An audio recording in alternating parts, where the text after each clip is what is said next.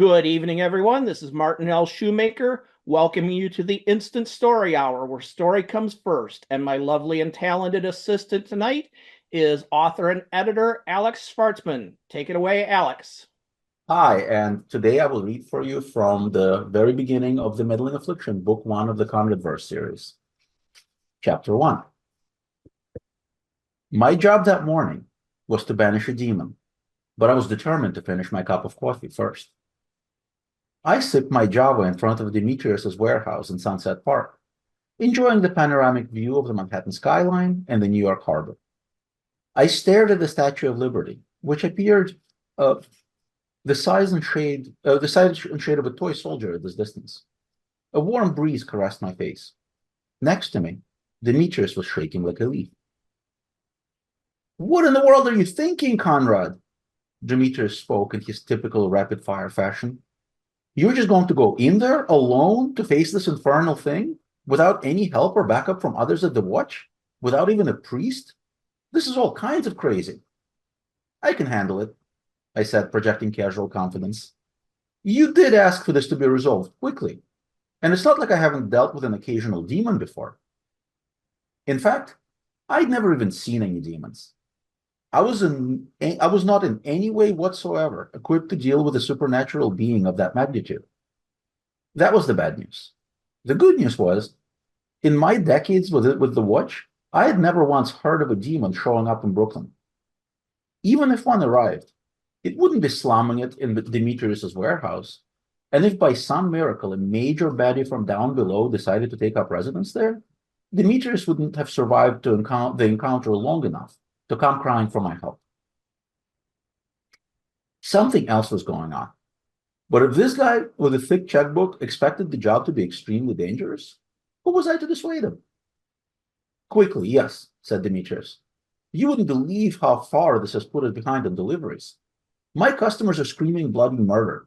On top of everything, there's a shipment of Sumatran persimmons that is already beginning to rot. I hope you really know what you're doing.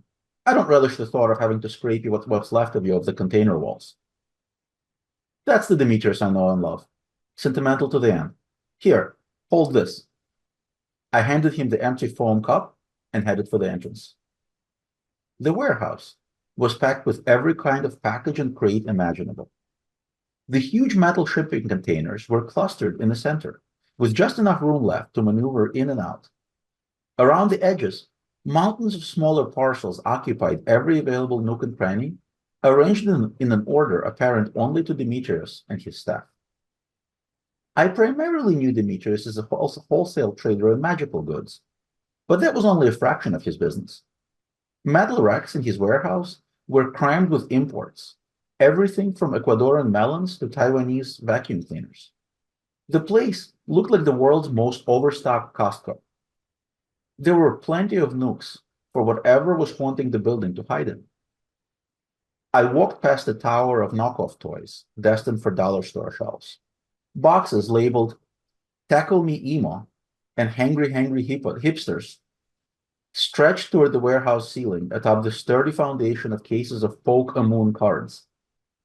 A pungent odor of rotting fruit wafted through the aisles.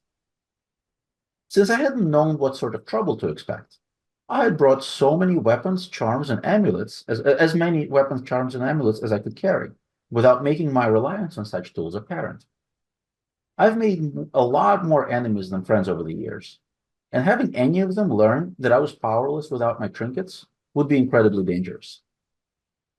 Only one of every 30,000 people is born gifted. Those lucky few can perceive auras, recognize supernatural beings for what they are, cast spells, and imbue their magic into artifacts by enchanting physical items the way batteries store electricity. I could perceive perfectly. Casting was another story. I could use stored magic as well as any gifted, but could never recharge the metaphysical battery of even the simplest of charms. In a secret world filled with superheroes and supervillains, I was the magical Batman, a grumpy and possibly somewhat unhinged vigilante with no special powers, who relied on his gadgets to keep up with the Super Joneses. Except I didn't have Batman's riches, or a mansion, or even a butler. Them's the breaks. Not even my superiors at the watch knew about my disability. They wouldn't have kept me around, possibly with extreme prejudice, if they had ever found out. So I pretended to be a badass wizard and did my job, uh, giving no one cause to think otherwise. One day, I hope to find a cure for my condition, or failing that, a damn good explanation. I worked my way through the labyrinth of packages until I heard faint growling sounds emanating from a few aisles over. I unholstered a revolver that was loaded with silver bullets doused in holy water.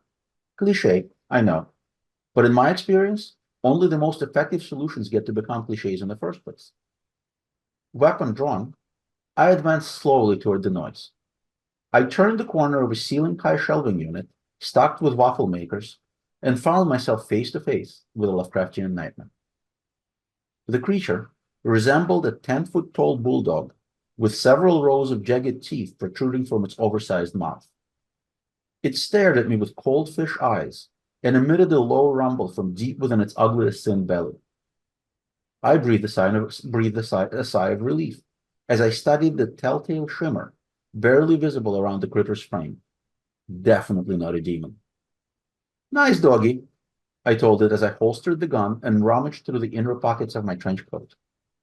Moving very slowly so as not to spook it, I withdrew a plastic pill bottle filled with orange powder. Cujo want a treat? I asked in a soothing voice as I struggled momentarily with the child-proof cover. Visibly annoyed with my apparent lack of desire to run away terrified, the critter let out a thunderous roar that, I hoped, Demetrius could hear outside.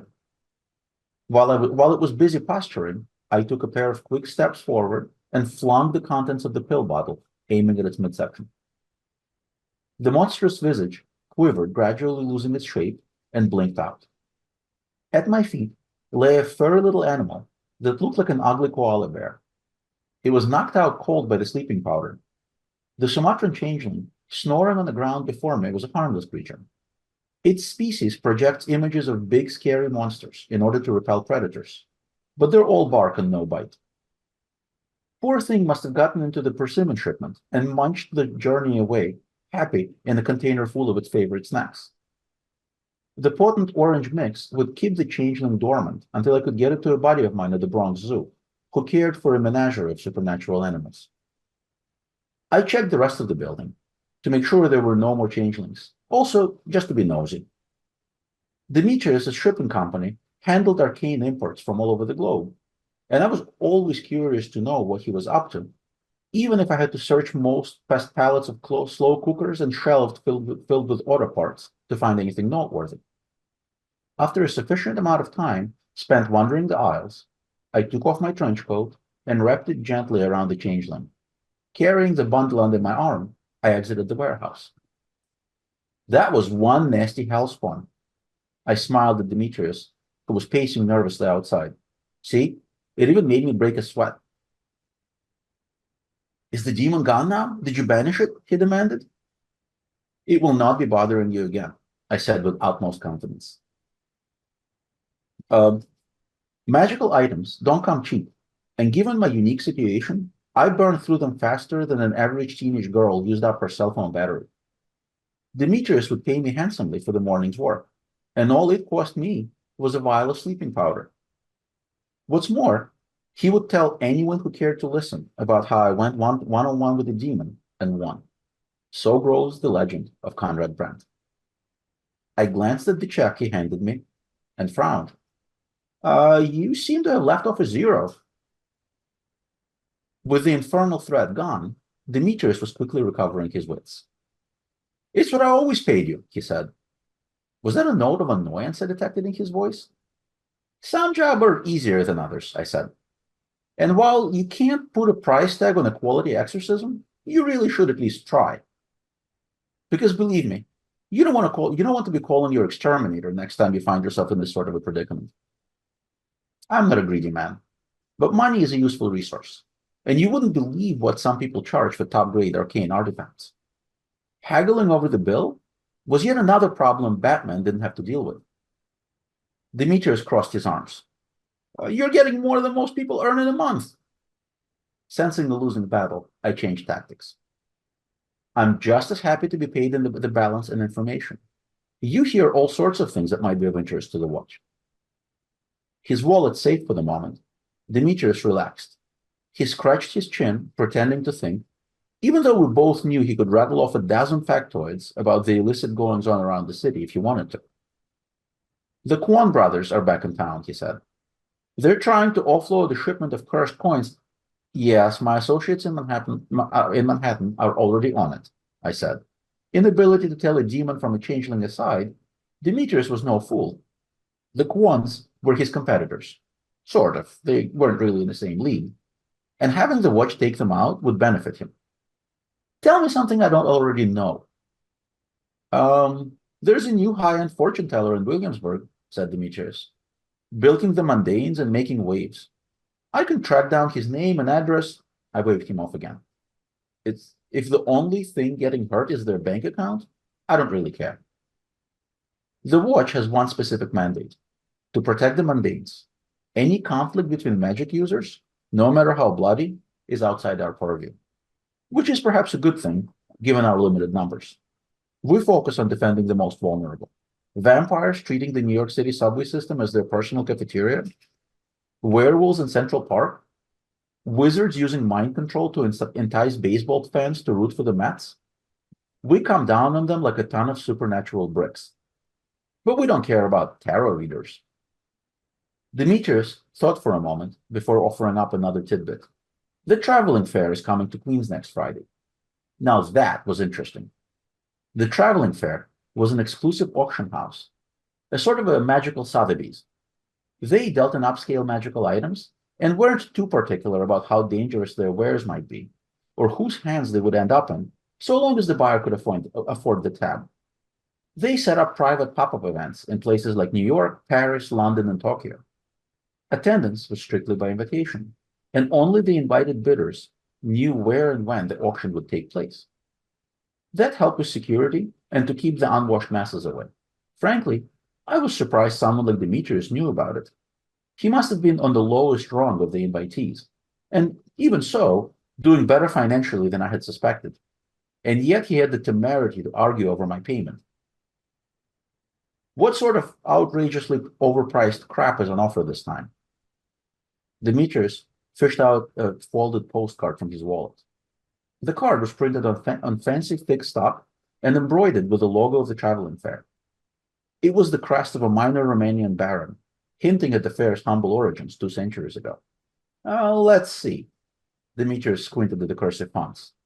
They got a Da Vinci manuscript outlining his views on arcane weather manipulation, an Etruscan ring of invisibility, and a muddler.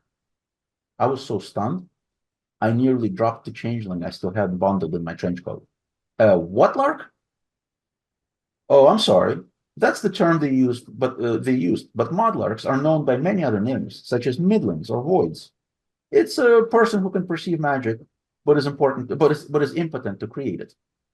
Of course, I knew what he was talking about. I was what he was talking about. A middling, a mudlark, a scavenger. There was a plethora of terms for a person like me, none of them flattering. But I had never met another, nor knew of another who was alive. At best, I could tell while the gifted appeared, as best I could tell, while the gifted appeared roughly one among every 30,000 humans, the odds of a middling were well north of 1 in a million, and the smart ones were hiding. I couldn't express any of those things, so instead I just said, Jesus, why would anyone want to buy a middling? They're anathema to many of the traditionalist groups, Demetrius said, looking at me like I was an infant who needed really simple things explained to them slowly. Some will pay good money for a chance to kill a middling. No kidding. There were cults and covens and secret societies whose members would be all over something like that. The Salem witch trials had been all about finding and exterminating a single middling who was rumored to be hiding in that insignificant little town. As far as I know, there had been no actual middling. They did manage to hang several real witches, though. It wasn't just the crazy cultists. Superstition against the middlings ran deep within the gifted society. The watch wouldn't protect them, as they weren't considered mundane, despite their lack of innate ability. Early in my career, I had spent sleepless nights trying to figure out who among my colleagues might try to kill me if they ever found out the truth. I was showing too much interest in the subject and needed to backpedal.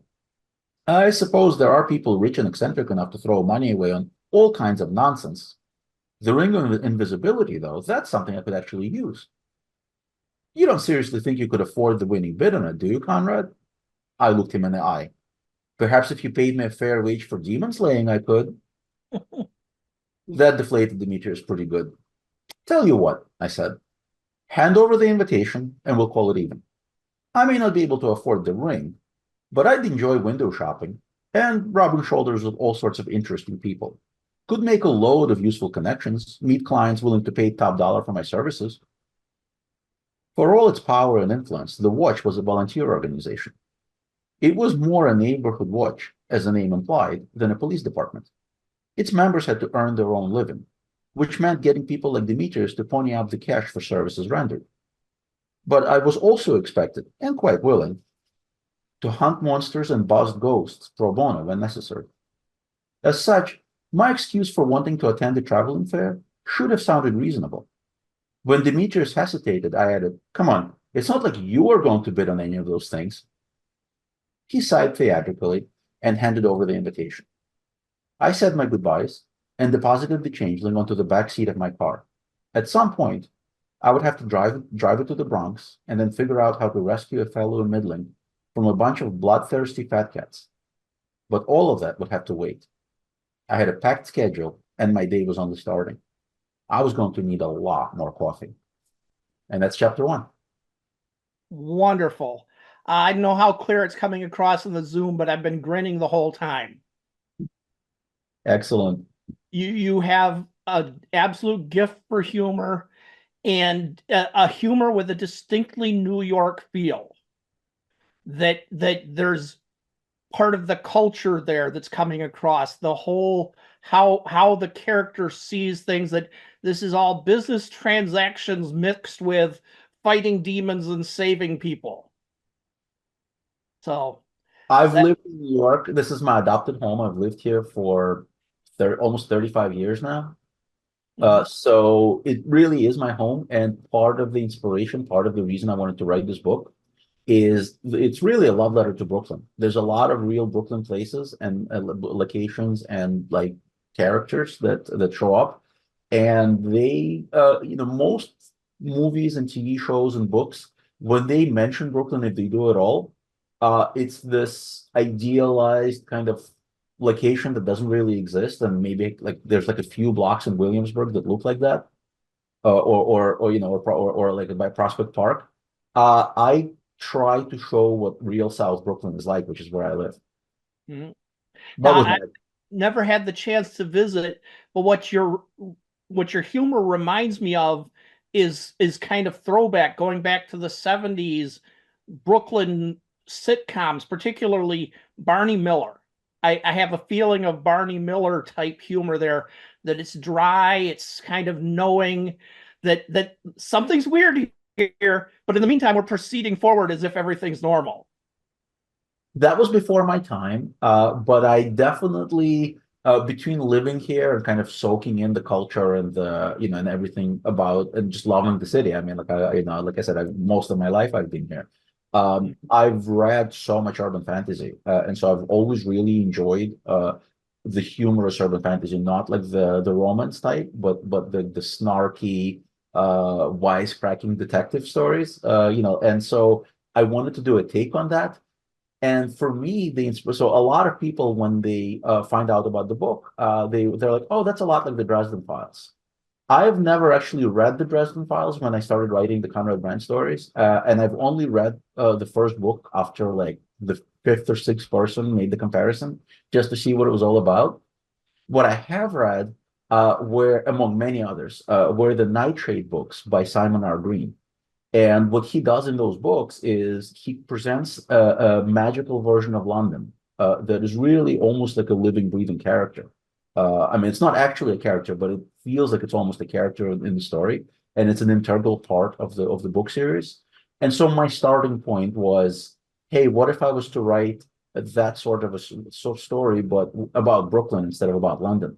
Right. And that was the inspiration. And then I came up with the idea of this character who could use magical artifacts but had no magic of his own, and that was kind of gave me the the driving device, because he really does get to look into the whole middling situation in the first book. Yeah, which is of course in your title, Yeah. The Middling Affliction. Now, there are how many books in the series now? So there are presently 2 books. There's going to be 3 total. I'm not going to keep this going forever. At least that's what I have planned right now. The 2 books are The Middling Affliction and Kakistocracy. And I have to start writing book 3. I took a break in between to write a completely different book, which I have finished. So when I come back from all the convention travel, and things slow down just a tad bit, I have a pretty good idea of where the story is going and like what I need to do. So hopefully it's going to be something that I can write in about 6 months or so. That's fast for me, by the way. I know that's for you, that's like forever. But for me, that's a very quick turnaround for a book.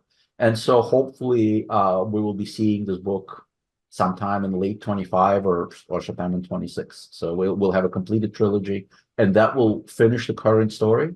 Though of course the world is set up in such a way that if I ever want to come back to it, I'll be able to. Now, as your friend, I've of course been watching these things coming out, watching you not just as an author, but also as a publisher, both publishing your works and publishing the anthologies and so on. So I learn a lot from watching you, and I'm inspired to see some of your success. And you mentioned this Kickstarter, and that is for one that goes all the way back to the first thing I knew from you, which was teaching grandma about Cthulhu. Did I get the title right there? So yeah, it's explaining Cthulhu to grandma. That was the original. I'll tell you about that in a second, but I do have to correct one thing. I did not self-publish these books. They're published. Oh, really? They're published by Arkman or Kasich, which with people like Heinlein and Turtle Dove and Robert J. Sawyer. So this is a real traditional publisher. It's not these books are not self-published books. All right. Well, they're good people, and they do some very good stuff. But I thought this was coming out through your publishing house, which has, of course, done the UFO anthologies, Unidentified Funny Objects, and the I was in it. You'd think I'd remember the title of that, about the human varieties, Humanity 2.0, was it? And that too was published by Arkman. Really? Yes. So okay. I mean, I've done a lot of anthologies so yes, absolutely. Unidentified Funny Objects is a series that I self-publish, and they are funded on Kickstarter, and it's something that I do on my own.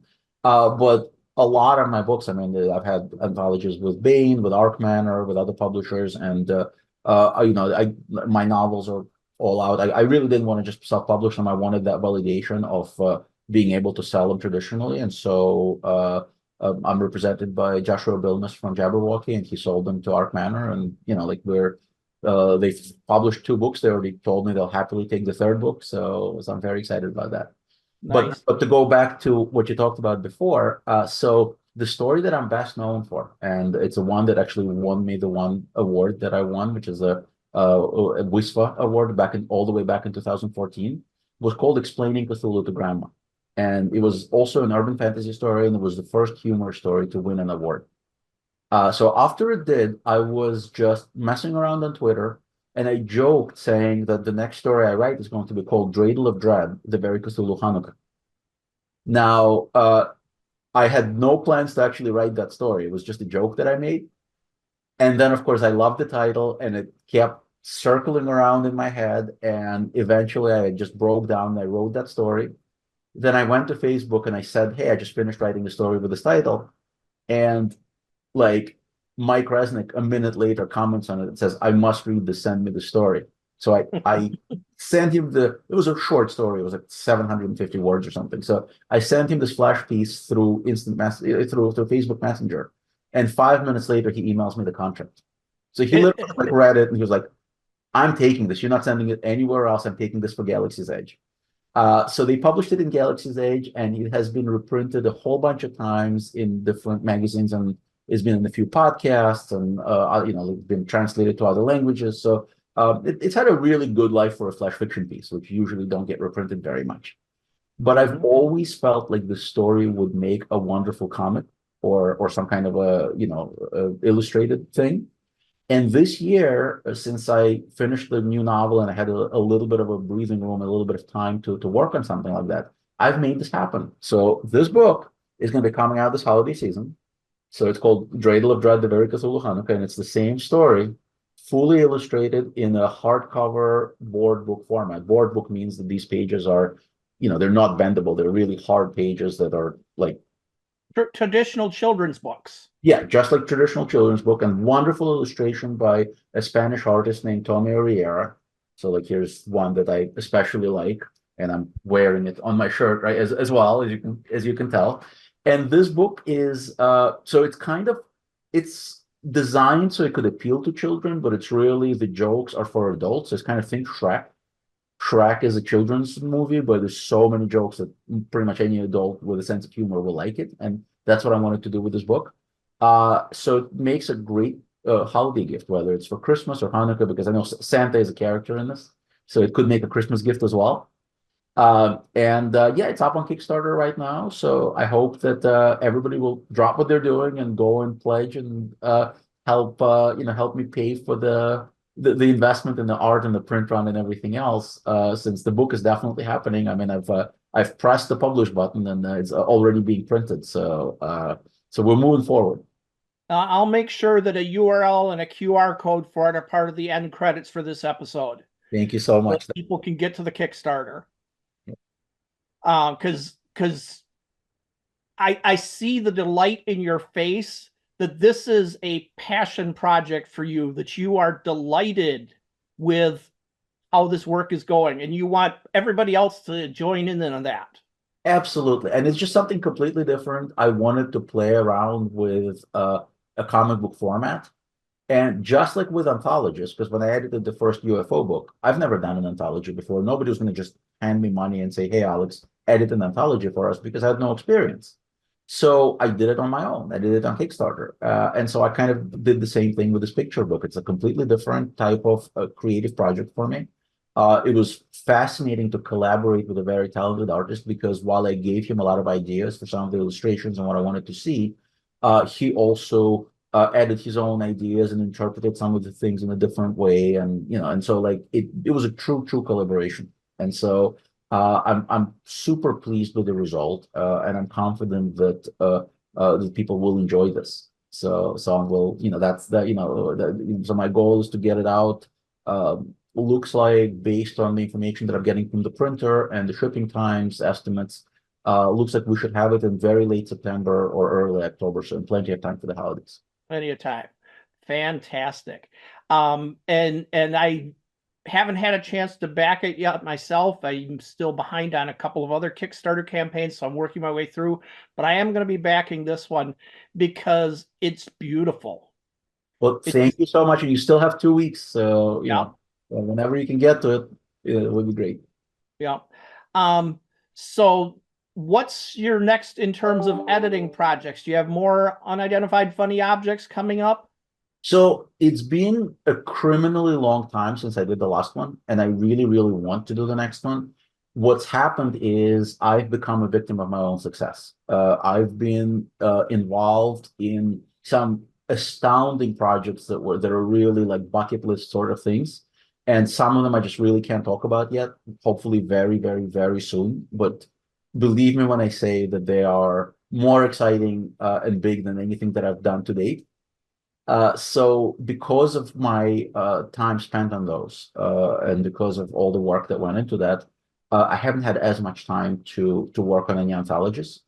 I did do one anthology last year, and that was the anthology called The Digital Aesthete, which is a book where I wanted writers to come up with their interpretation of how art and artificial intelligence would interact. And I mean true artificial intelligence, not ChatGPT. Yeah. And that was a very timely project because it's on everybody's, on top of everybody's minds right now, artists, scientists, news media. And so that book has gone over really well. It's probably my most successful project in terms of publicity and, kind of, buzz and everything. Like it may not have sold quite as many copies as some of my older anthologies, but it's still a young book. So that took a lot of time. But I do want to do a UFO book, and it could come as early as next year.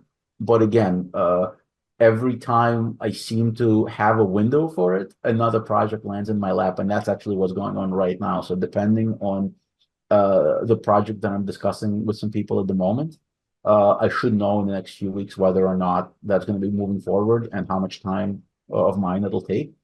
So I'll have to decide based on that because I'm always committed for the UFO books to have an open submission window, which is not a lot of editors are doing these days for the higher paying anthologists. And so that's the time sink. I mean, it's about 2 months of doing nothing but reading submissions, responding to them, considering them, and etc. If I was to invite 25 authors and buy 18 or so of those stories, I would be able to do the same project in like a third of the time or less. But I feel like part of the reason I started the anthology series was to get newer authors published, and I've had brand new authors in book one, and I've had very new, fresh names throughout the series, that many of whom have gone on to great successes. I believe in the UFO one, we were the first professional short story sale for Marco Cluse, who has become this, like best-selling author of many, many series. Like we've sold like hundreds of thousands of books since then. In the most recent UFO volume, we've published Dave Hankins, who's a rising star in the humor field and has a novel of his own, and a second one coming out very soon. And he was one of the newer people in the book, but by the time the next book rolls around, he will already be an established name. If he isn't, you might say he already is.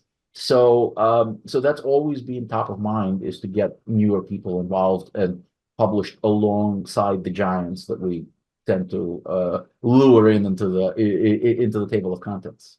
So that's the plan. The plan is hopefully next year, but until I am absolutely certain and able to commit, at which point I will post the guidelines and let people know to get their stories ready.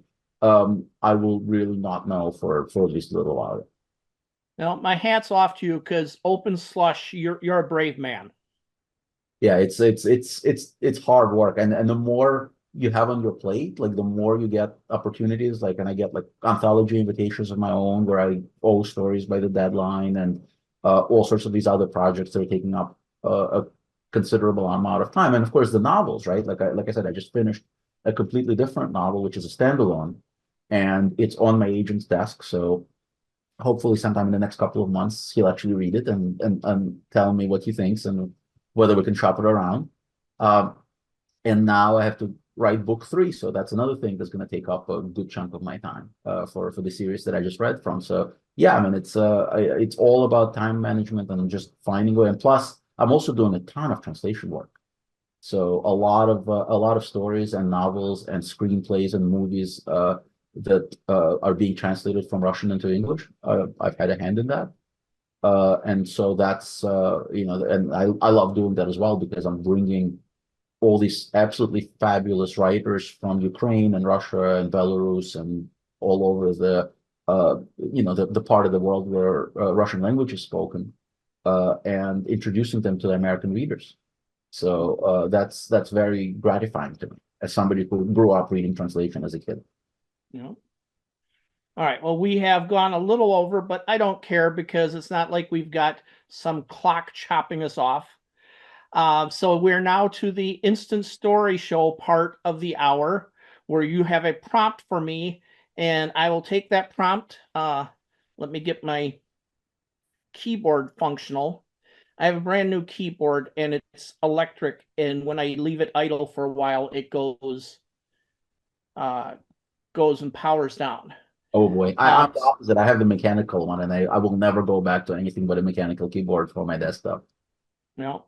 So I'm ready to take some notes. You have a prompt for me. Okay. So this is what I would love to. This is the story that I would love to hear, and I'll give you the opening for it, and then you can run with that.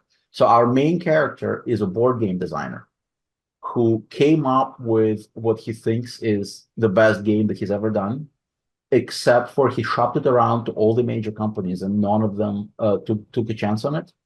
So ultimately, he invested all of his money in the print run and decided to make the game himself. And he's about to do this big reveal at a major gaming convention, let's say Gen Con, but we don't want to use the word Gen Con because that's it could be any generic game convention. And so he it gets pays for the booth at this convention and brings this game, and he's about to do this major reveal. And he finds out that one of the major companies that he pitched to is releasing a game that is exactly like his, and they are about to make their major reveal at this convention for that game as well. So that's your starting point. All right. So a board game designer, best game of his career. None of the companies would touch it. So he invested in his own print run, and he's at the big game con, which is not ever going to be called Gen Con. And one of his prospects has stolen his game. Yep, or at least either it's an amazing coincidence or they actually stole it. He doesn't, of course, know for sure, but he's pretty sure that they stole it. And that's interesting in terms of US law, that games are hard to copyright. In fact, game rules are not copyrightable at all, which is why you have something like Apples to Apples, and you also have something like Cards Against Humanity, which is the exact same game. So yeah, the game mechanics could not be copyrighted. And I tell you that as a game designer. Unless you're Hasbro and you can push people around with threatening them for things that you legally can't threaten them with, but you're so big you do it anyway. I'm sorry, did I say that out loud? It is such a known thing that even companies like Hasbro and Disney can do nothing about it. Like, I mean, it's actually something that happens all the time in games where they borrow mechanics from each other. Like when somebody comes up with an interesting mechanic, everybody else. So there was a game called Dominion, which came up with essentially like this deck building mechanic, and it was followed by several hundred games that basically used and built upon that mechanic to create, in fact, better games. In my opinion, anyway. But they absolutely borrowed the original mechanic from the designer of Dominion, and kind of made their own things from it. So this is a thing that happens in games all the time.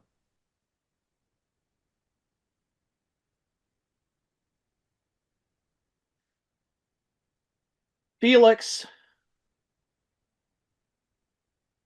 set his notebook down as he stared across the aisle of FenCon, period.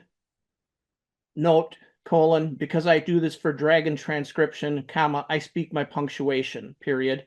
And this can get really annoying to people who aren't used to it, period.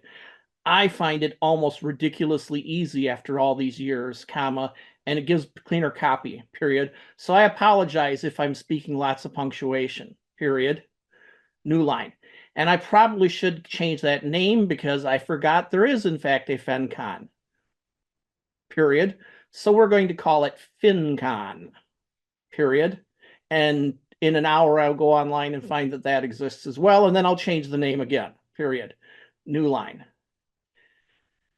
Across from him was a painful reminder of everything he had gone through to get to this point on the convention floor, period. There was this year's big, comma, splashy, comma, neon lit booth from Hoverboard Studios Games, period.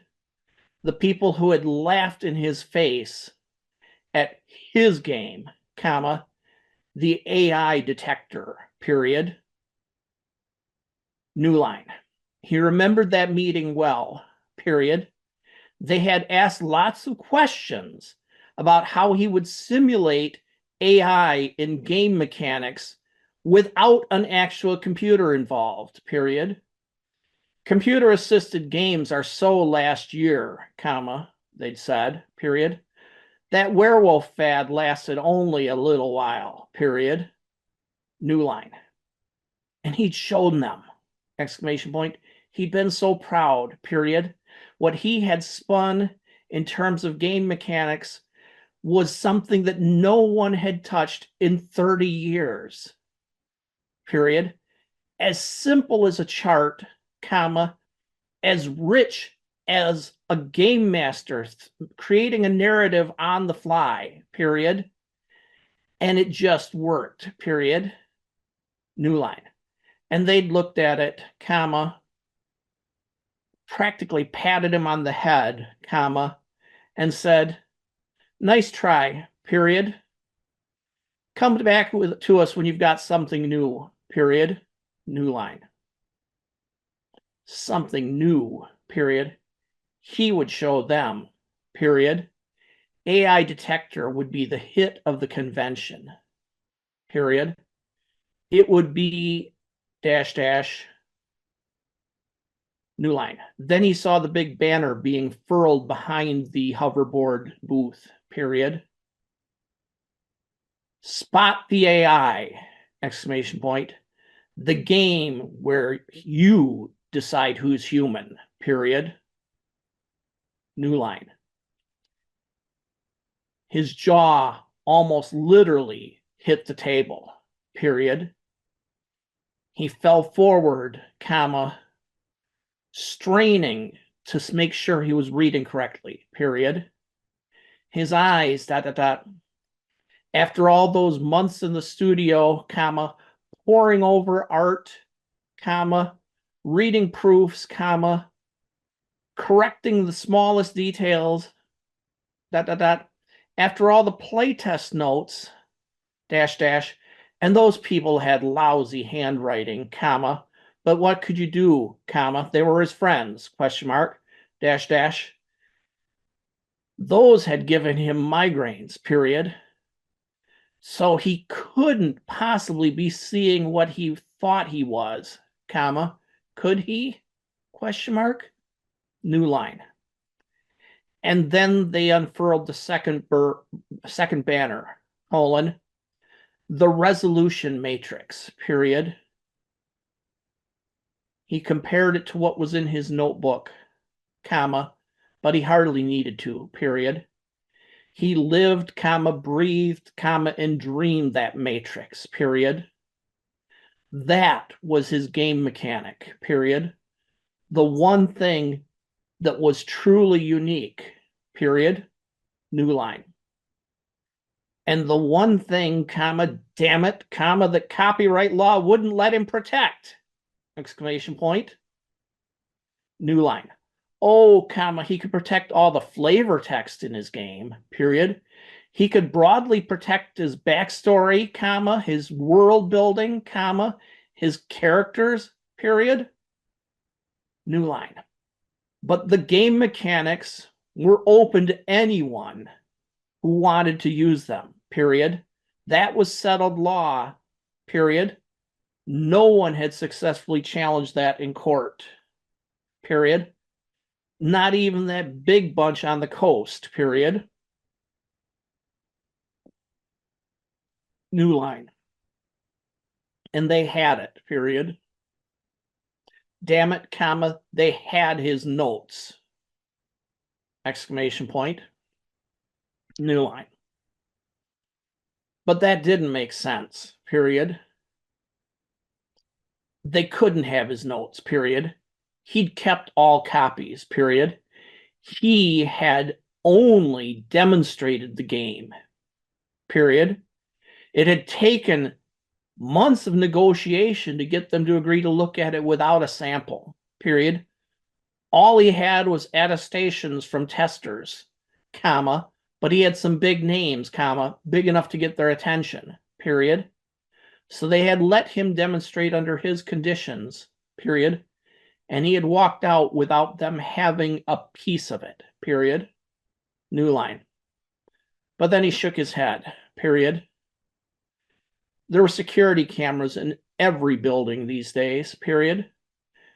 And the state of the art in image recognition was such that they could easily zoom in on a camera and read every bit of text on his display, period. New line. They just had to be subhuman scum enough to do it, period. New line. And apparently, comma, Hoverboard Studios was just exactly that subhuman, period. New line. Felix slouched in his chair, period. This was ... This was devastation, period. This was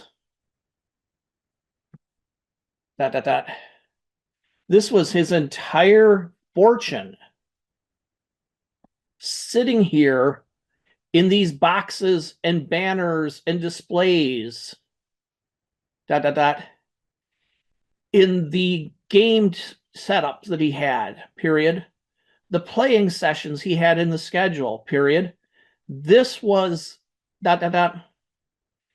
This was everything he had, comma, and and too much, period. He had always promised Helen that he would not fund the game company with the family income stream, comma, only with the gaming income stream, period. New line. And he hadn't lied, period. But it was it was close, period. If this fell through, comma, if this wasn't at least as much of a hit as he'd expected, comma, they were going to be on rice and beans and rice for the next few months, period. He hadn't taken any of the family money, comma, but the family had been surviving in part on margin from the game business, period. New line. And he could explain the difference to Helen, comma, and she would accept it, period. She was understanding, period. New line. But he would feel like a heel, period. Like he had let her down, period. That was what mattered, period. His game was as good as it ever was, period. He could play it, comma, he could enjoy it, period. But he couldn't get the dream, the success that he felt he owed her after all she'd lived through, period. New line. And so he sat there, comma, and he chewed his fingernails, comma, and he struggled for what to do, period. But he could only come up with one thing, period. He needed, really needed, somebody else's opinion on how to proceed, period. Felix needed L2, period. That was his only confidant who he could really trust, period. The AI who had helped him design the game in the first place, period. New line. All right, and that is just about exactly at the 15-minute point where you could throw me a curveball now, although I think I just set up a bit of a curveball already. But if you want to throw me another one. I'm going to throw you a curveball. It's not too much of a curveball, I think, but just to keep it interesting. So I'm going to add a condition that the resolution of the story has to rely on the actual gameplay. All right, we are in tune. All right. And I guarantee. I figured you wouldn't have too much trouble with this, but Yeah. but that's what I would, what I thought, like, what story would I actually enjoy hearing or reading? And I'm like, okay, I'll let Martin tell me that story. Yeah. And I cannot guarantee that we're going to finish before the end of the hour at this point, because you've set up a good one that's meaty. Right. But I definitely, that's where I'm heading, is that he and L2 are going to have to essentially play the game in real life. Right. And use that to demonstrate who's the real master. So this is a little peek inside the head of me as a pantser. Is I'm starting to see an end point, and I'm now steering towards it. And you're very close on exactly the end point I was seeing. So I think we're compatible here. Yep. New line. But that would have to wait, period. He had to finish setting up, comma, and he didn't want to talk to L2 here in public, period. He didn't want anyone knowing about his secret weapon, period. He could talk to a person named Al, comma, but he couldn't hold the meaty sort of conversation that he really needed, period. But he could at least seed the discussion, period. He pulled out his phone, comma, snapped several pictures of the Hoverboard Studios display, comma, and texted them to Al with a note, colon, battle stations, period. Of course you realize this means war, period. New line, new line. But nothing ever goes on schedule at a convention, period. No matter how long you think setup is going to take, it's at least 90 minutes longer than that, period. And then he had to eat, period. Brain doesn't work without fuel, comma, Helen always told him, period. So he had to find a place to get food in the middle of a convention town flooded with gamers and game manufacturers, comma, many of them his friends, period. And he had to avoid every single one of them, comma, because he would have no excuse not to sit and talk and talk and talk into the latest of late hours, period. And tonight, comma, as much as he would normally enjoy that, comma, he had no time for it, period. And so finally, comma, he was reduced to an absolutely unpredictable choice, dash, dash, he hoped, dash, dash, where no one would find him, period. He went to Costco and stocked up on $1 hot dogs and cheap juice, period. New line. Thus prepped for a long night, dash, dash, he could eat a lot of hot dogs when he was working, dash, dash. He went off to his hotel, period. Again, he was careful not to encounter anyone, period. He snuck in the back door, comma, and almost panicked when it was locked for the night, period. But his guest room key opened it, period. He was in the convention's main hotel, comma, because long experience had taught him that no convention was worth going to if you stayed at the hotel you could afford, period. The business, comma, the networking, comma, the real convention was not at the cheap hotel, period. It was in the main building where everyone was, period. You had to be there, comma, or don't bother spending the money, period. New line. And that night, comma, he kicked himself for doing exactly the right thing, comma, because everyone he knew was in the same convention or the same hotel, period. And despite all his best subterfuge, comma, he was stopped 7 times before he got to his room, period. By the time the door slammed behind him, comma, he was stuck with cold hot dogs, period. New line. He looked around the room, period. And no microwave, period. What kind of convention hotel doesn't have microwaves in the rooms, period? But at least they had a fridge, period. The hot dogs wouldn't spoil, period. He'd just be eating cold meat half the night, period. New line. So he put them away, comma, pulled out the phone, comma, and found Al already waiting for him, period. Hey, comma, Felix, comma, these people need a lesson, period.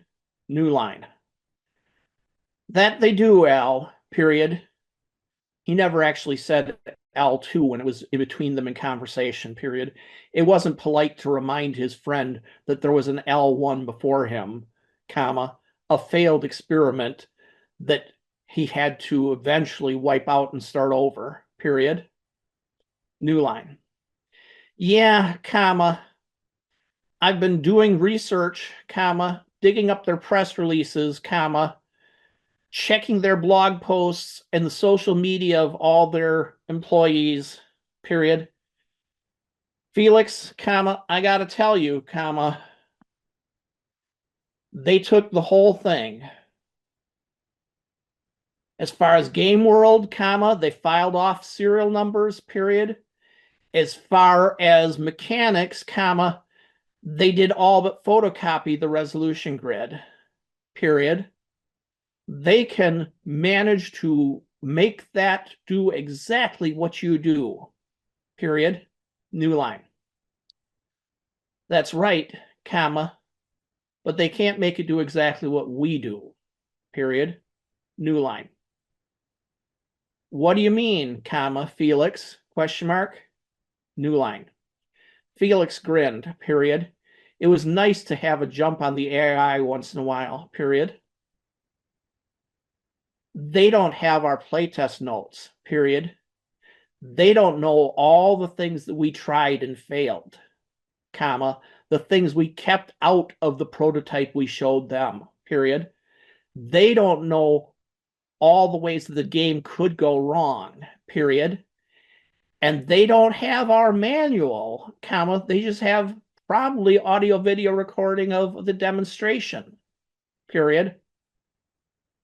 At that, comma, L2 actually showed his cybernetic face in the screen, comma, something he only showed when he wanted to make an impact, period. There was a big, comma, evil grin on a smiley face, period. They don't know the loopholes, period. New line. That's right, period. And you know them better than anyone, period. I'm going to need you to crack into the GamesCon system, dash, dash, new line. Felix, comma, I'm supposed to follow the 3 laws, comma, aren't I? Question mark. He grinned, period. New line. Felix didn't even bother responding the joke, period. And get me signed up for the first 3 playtest sessions, period. And I'm going to hook up the Bluetooth, comma, and we're going to tag team breaking their game live in front of the biggest audience in the gaming industry, period. And then we'll introduce ours, period. New line. That's just about the 55-minute point.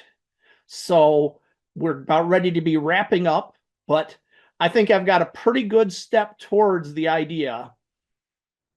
And I think I will have to actually start thinking up what the actual game mechanics are so I can envision what some loopholes would be.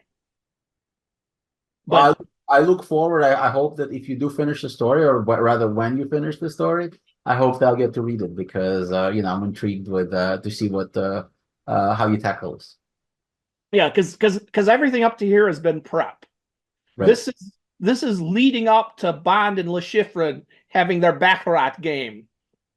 Now we actually have to play the game, and we have to do it well enough. I guess in modern, it was Texas Hold'em, but in the original is Baccarat. Right. And you had to actually make the players understand just enough Baccarat to see who had the edge. Except I'm doing that with a completely made-up game that we don't know what it is yet. So, thank you. That is a fun prompt and curveball. Well, I'm happy to have played my part, but now I get to step back and let your creativity flow, and I think it'll be a story that we'll be reading in analog or similar. It's an interesting thing, and I want to talk to you about that offline because we don't want to take up the audience's time on this. But I want to discuss, does having done this do anything in terms of first rights? But I think that's a you and I discussion after the fact here. Absolutely. So, all right. Well, again, I want to thank you, Alex Shvartsman, for joining us, for reading from your first Conroy book and just making me grin from ear to ear. And I thank you for the prompt, and have a good night to you and to the audience, and hopefully see you again soon. Thanks very much for having me.